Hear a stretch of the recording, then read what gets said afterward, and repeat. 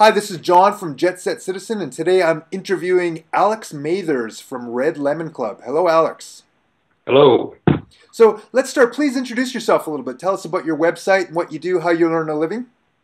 Yeah, so I am a digital freelance illustrator right now, based in London in the UK, and I run a couple of web blogs or web platforms. One is Red Lemon Club, which is it started out as a blog about 3 years ago, and now serves a range of creative freelancers, and it's kind of there to give advice and various bits of information for freelancing and business and all the kinds of stuff that you didn't really learn at school when you did art. Kind of fills in that gap of things like promotion and business and stuff like that. And then the other site is Ape on the Moon, which is a contemporary illustration platform. Just sharing just great illustration work from around the world. So that's me. So right now you're a freelance illustrator. You do work for different companies. Yeah, I work for a range of clients, and I'm now a full-time illustration. Though I do spend as much time as I can on Red Lemon Club side, but it's not always so easy to find that time. Right. So the way I found out about you was your post about how you got hired at Google and how you're a self-taught artist. Right. That's what I'd like to talk about mostly. So, like, how did you get started in art? Can you tell us that initial process? What made you want to get into learning how to be an illustrator, and how did you learn the skills? I was always interested in art growing up, and I was always drawing and always interested in animations and cartoons and stuff like that. I remember loving The Lion King when I was growing up, and doing art throughout school until about, obviously, the end of school at 18. I came to a crossroads, and I had to decide between whether I wanted to do geography or art at university, and I decided geography because it was a little bit more sensible, at least I thought at the time. So I chose geography because it was one of my favorite subjects. Did that for 3 years in London, graduated in 2006, and then kind of eventually slowly got back into doing the art just on the side part-time, because it was something that I felt I needed to there was kind of like a voice at the back of my head saying I needed to do some form of art again after all that geographic stuff. So I got into that sort of part-time and built up an online portfolio, mainly through iStock photo, so uploading illustrations to iStock with the intention of selling those and earning a bit of a passive income. And then it became a gradually more and more full-time thing. And now having received some commissions through that site, I have my own personal portfolio site, and that's now what I do. All right, well, let's go back a little bit. So when you said you had an interest in art, were you always drawing? Did you have artistic skills all your life, or were you starting kind of from zero when you decided in 2006? I wouldn't say I was particularly advanced or experienced in art. I had what I'd tell myself was a bit of a talent there, and I was always interested in art, but I wasn't necessarily very well practiced in it. I did art whenever I had a spare moment growing up, but it wasn't a major part of my life, I have to say. But it was something that was big enough that I could fall back on, that I could just use as a skill that could have potential. So I used that as the kind of potential. So when you were studying to do your illustrations, was that a conscious decision to make that a career, or you just kind of, was that a hobby in the beginning? It definitely was not a conscious decision. I don't think, for it to become a career. I think it was more a kind of in the moment thing. It was just my major passion, I think, at that time, and it still is to go down an entrepreneurial slant and try and make. I was really intent on making a passive income. I think I'd read Tim Ferriss's book 4-Hour Workweek around that time, and I think that's actually what spurred me on to put the research into finding something that I could use as a means to get hold of that passive income. So that's where illustration came in. So it was a sort of very in the moment thing. There was no long-term plan for it. I hadn't really had any goals for where I'd get. So I just found myself really, really motivated about adding more and more pieces, and found the process really fun. So it was kind of easy, actually, looking back. It wasn't really a struggle in the sense that I was constantly having to really push myself. It was quite fun. So can you tell us how you gained the illustration skills? What exactly did you do? What websites did you use? Is there a specific process you followed?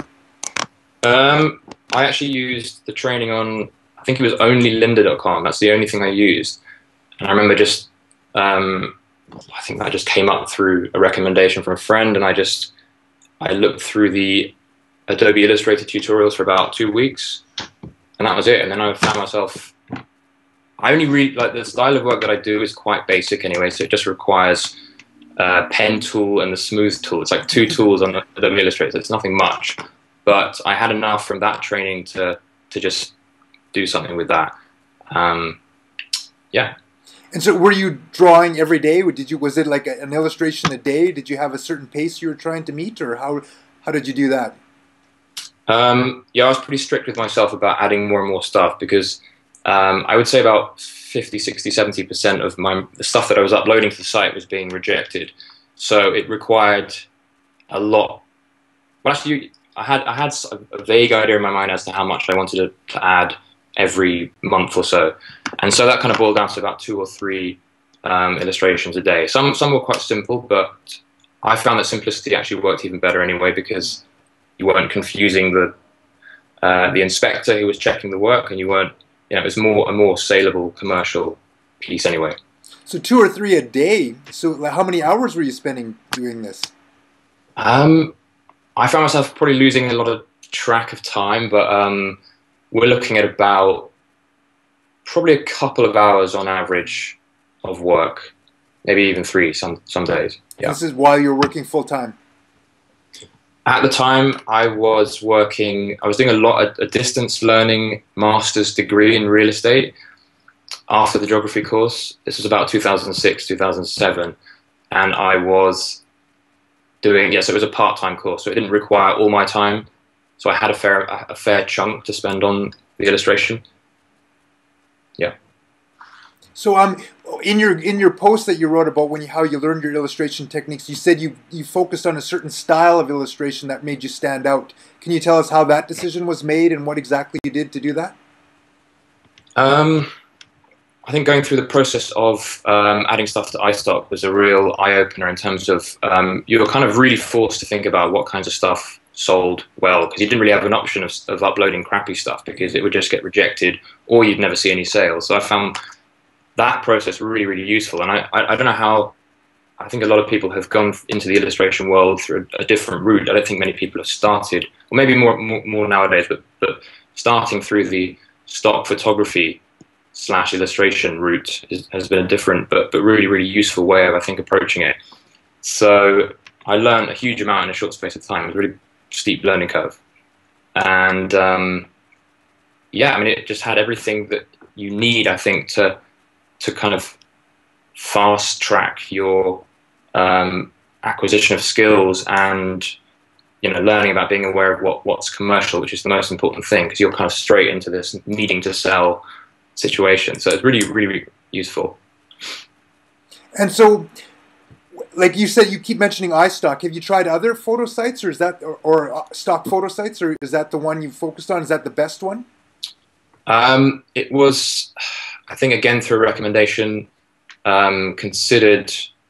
Well, people were talking about it being a good site, and I quite early on decided to go exclusive with iStock because it meant slightly higher royalties per sale, and it just meant a bit more loyalty from iStock and then me in return. It was also easier. I didn't have to upload so much stuff. So yeah, I went exclusive quite from the start, actually. Are you still putting a lot of new images on iStock?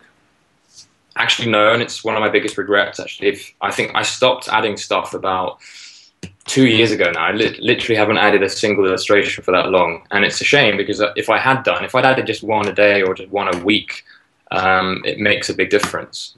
And I think my sales they've been going down a little bit because I think the main driver behind maintaining high sales is by adding more stuff. You need to have stuff in the search rankings and search results. So the fact that I haven't added much has had an impact, yeah, and I regret it. Have you gotten private clients out of the iStock images, or?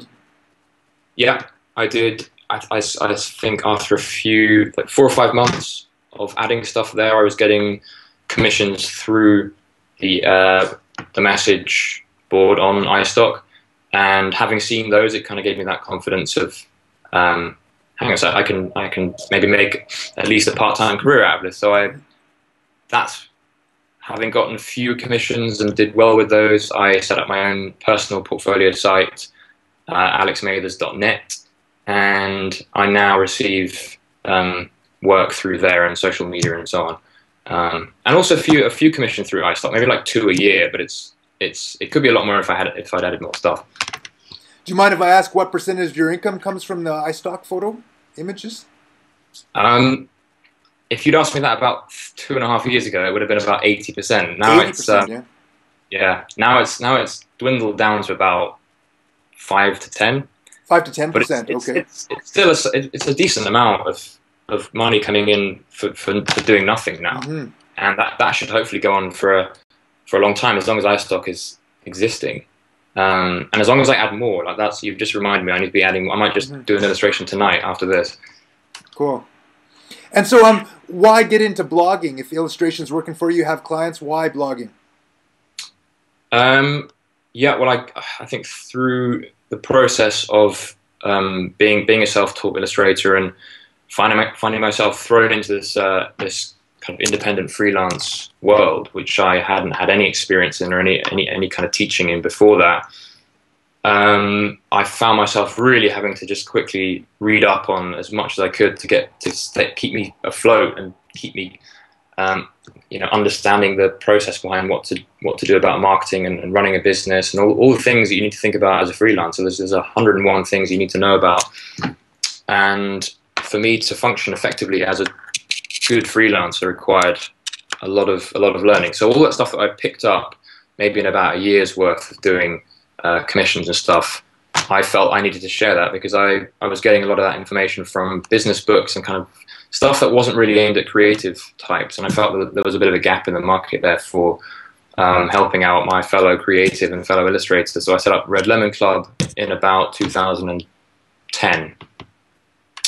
And I now I still use that as an outlet and a platform to share everything that I've been picking up as a freelancer, and it's a lot of fun because there's a nice sense of fulfillment from giving back. Yeah, so it's been a great project, and there's so much I have planned for it. Right, you've written 4 books I read on your site. Yeah. And so are you moving towards to be an author, or what's the direction there? That would be nice. I haven't written any sort of formally published books, but they've all been self-published. I've got one on Kindle now, and Red Lemon Club kind of came about through launching the very first ebook, it had like one of the longest names ever: 10 Steps to Powerful Online Self-Promotion for Creatives. And that was a book I put together actually before the site, and that was a book I wanted to share. Based on the stuff that I had been learning as an illustrator. So that was the first one. Then I put up a couple of other ones. There was one about how to be your most powerful creative self, and then there was another ebook about how to get clients on Google Plus, which I launched shortly after Google Plus was established, which is good. So are the ebooks lucrative, or are you doing that to generate more traffic for your website and more business for your illustration services? A bit of both.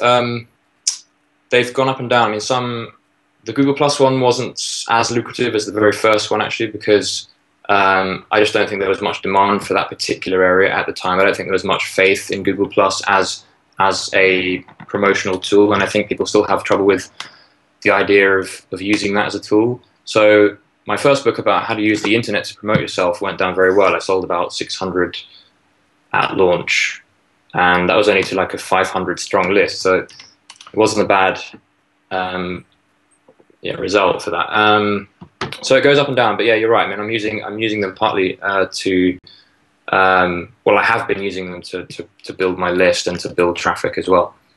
Cool. So, like, I think one of the biggest problems of our age now is the ability to focus on one task to do something. You seem to be very dedicated to illustration, whereas most people don't find that one thing. Can you give any advice for how you discovered that, or why you went down that path? Why you're putting in your 3 hours a day in mastering those design skills? it's a tough one. I think first and foremost, it really is down to what you enjoy doing. It's being aware of the kinds of things that will put you into ultimately a flow state when you get to do them. If you can't find something that gets you so intensely focused on it that you can't really stick with it, then you might as well move on to the next thing. And for me, illustration and art and drawing was one of those things that I didn't even need to think twice about whether I'd be using that, because I've always found that interesting. So I was fairly lucky in that sense, because I knew that would be a great way of kind of building a business and everything I wanted from that kind of starting point. So it's because I'm so passionate about it, and because I find the process so fun. Like it's just enjoyable, really. I mean, it's simple as that. And I still enjoy it as much as I did when I first started. I still feel like I've only just began, really, the whole process of expanding and growing. So yeah, it really is about just being passionate about it. But one thing that's unique about you, I think, is you focus on actually creating a product that the market wanted. A lot of people blog, a lot of people write personal diaries and do a lot of personal stuff that they enjoy, but it'll never generate an income for them. You seem to get focused right on like creating something that the market wants right from the beginning. Is there a process you went through, or some thinking that you had that gave you that insight?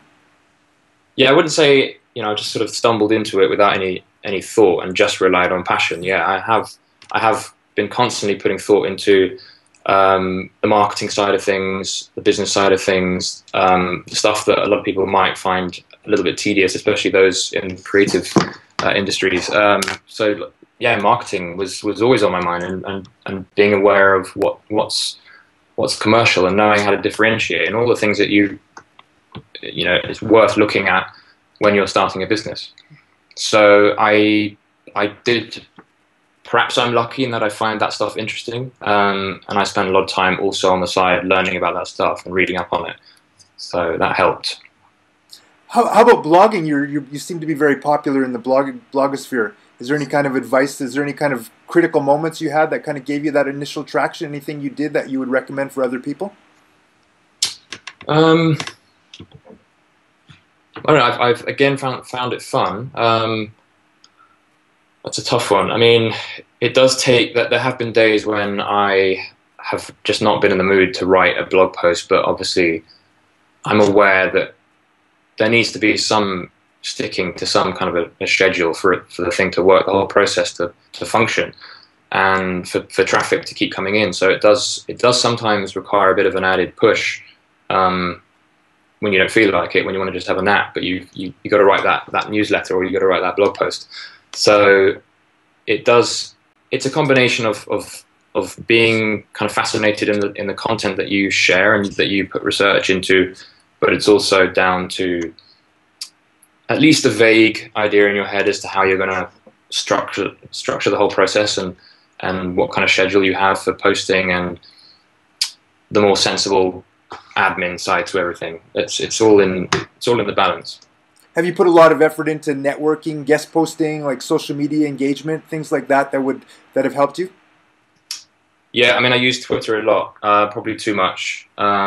Getting slightly addicted. Well, I think I was addicted about a year ago to it. But I have found, yeah, Twitter in particular for me as my kind of tool of choice to build up that following. I now find it really useful as a means to share all my new blog posts on Twitter. I've got like ridiculous, like 80,000 followers on there now, which is great. But it hasn't been without a bit of work. I've been adding a lot of people and sharing constant content, and I've been buffering stuff. I use Buffer app to load up some archived posts, some new posts, like quotes and things like that. So I put a lot of effort actually into Twitter. And as great as real life networking is, obviously to go out and meet real human beings is good. For the purpose of marketing the blog, the internet really is all you need, and Twitter for me, and a bit of Facebook as well, has been really, really important actually. Do you have any secrets of how you got so many followers, or your exact process? How do you engage with people online? What do you do? Well, the first thing you need an interesting profile. You need to be you need to look as though you have something of value to share in an eye blink. As soon as someone sees that you followed them, for example, on Twitter, and they look at your profile, if it doesn't immediately strike them as something that they might have an interest in, then they're going to just drop you. So you need to have that initial kind of Malcolm Gladwell style blink thing going on, where it's just like immediate reaction is that, yeah, I need to follow him. And so that requires a decent bio, an interesting bio, and a good feed leading up to that point. So that's why it's always surprising to me, when you see people with kind of crappy bios who, they put in a couple of lines and it actually detracts from their value rather than adds to it. So important to do that. And you need to engage, obviously, and keep adding people, keep adding the right people, keep adding. When I say add, I'm saying literally follow. Click through the kinds of people that you think would follow you back. And to do that on Twitter, you need to find accounts that are similar to yours. So, for example, with Ape on the Moon, which is an illustration site, I go out and I find other illustration magazines or other illustration blogs. I follow their followers, or at least a few of them, and then I engage with them and I share with them interesting stuff that keeps them attached. And that's all a manual process for you? Yeah. It's literally using my pen tool and my pen and my Wacom tablet and physically clicking through and then unfollowing after a certain period. And I find that works pretty nicely because you attract the people that are actually interested in what you have, and you eventually kind of have this very strong, engaged following, which is the most important thing you can really have. Yeah, so it's been great. Cool. So any advice you could give for people that are thinking of striking out on their own, starting a blog, starting some type of freelance business, starting an online business? What advice would you people, if someone said, I'm stuck, I don't know what to do with my life, what would you suggest to those kind of people? That is tough. I mean, I would say you need to really think about what in the past has engaged you more than anything else. Like what have you tended to get emotional about? What have you tended to get really, really fascinated in? Because there isn't enough time on this earth to worry about things that only semi-interest you. You need to be absolutely... I don't think there's anyone out there who hasn't ever experienced true fascination in something. So just go back over your own timeline and find that moment where you just thought, geez, this is amazing. And just dig into that. There's always, if you're looking to make money, there are 101 ways of making money out of anything these days. As long as you become a bit of an expert on whatever it is, and you just keep focusing on that one thing. So just cut out that distraction. I know how unbelievably difficult it is to kind of chip away all the distraction that comes through and just focus on that one thing. And as I always say on Red Lemon Club, is to really be the master of just one trade, one skill, rather than the jack of all trades. And a lot of people do say, maybe you need like a variety of things if you're trying to find a new job with someone, or you need a range of skills. I think that's okay. Like, it's fine to keep learning new stuff. I mean, I think that's important. Keep reading up, but present yourself as someone with just one skill. And then when someone finds that, then they can kind of learn more about you. But like, just be known for one thing. Cool, great advice. Actually, one more question I was going to ask you. I saw you spent like 9 months in Tokyo or something. I did, yeah. And how was Tokyo? Actually, I lived in Japan for 13 years, so I kind of know Japan quite well. I knew that, yeah. And how did you enjoy Tokyo? How did you end up in Tokyo? I actually got back in December in 2012, and I'd been there for 9 months. And I think the month before I actually flew out, or the 2 months before I was about to fly out, I didn't even have a plan to go to Japan. So it was a very spontaneous thing. I found myself just listening to I think a Japanese song or something, and thinking to myself, hang on a sec, I don't actually really need to be in London. As much as I love it here, I'm pretty much footloose. I have a laptop and a tablet, and I don't really need to be working anywhere in particular. And I'd been to Japan before, so I thought, I might as well, what's stopping me from just jumping over to Tokyo within a couple of months? And I did that without much hassle. So it was, I mean, I'm lucky, obviously, with the job that I do. It's just internet based. But if you don't have that situation, it's quite easy to put yourself into that mode. You know, you might have to make a few sacrifices, but it's easier than people think, and I'm sure you can attest to that. And so, like, you could live anywhere on the world now, and you're back at home again. Is there? I know. Well, I don't know. I'm not 100% full time nomad, but and I do love London, which is why I come back, and I like to call it at least my base. But I think the bug for traveling will never leave me, really. And I have plans maybe eventually to go to Vietnam for a bit. Like, I've heard some good things about Ho Chi Minh City and the fact that it's ridiculously cheap, and so I might go there eventually. It's just that now there are some things happening, some events, some people, some connections to be made here, and so for the time being, whilst I work on this new product for Red Lemon Club, I just wanted to kind of wrap that up while I was here. But as soon as that's done, I'm probably going to go to Vietnam for a bit. Awesome. Yeah. So I'll be in Chiang Mai if you're going to be in that area. So please come and visit Cool. if you have a chance. We'll do. Yeah, we'll All share right. a bit of pad thai. Cool. Well, thank you very much, Alex. And so once again, your websites are Red Lemon Club, Ape on the Moon, and alexmathers.com. .net. .net, sorry. alexmathers.net. Right. Sorry. Yeah. All right. That's it. Thank you very much. No problem.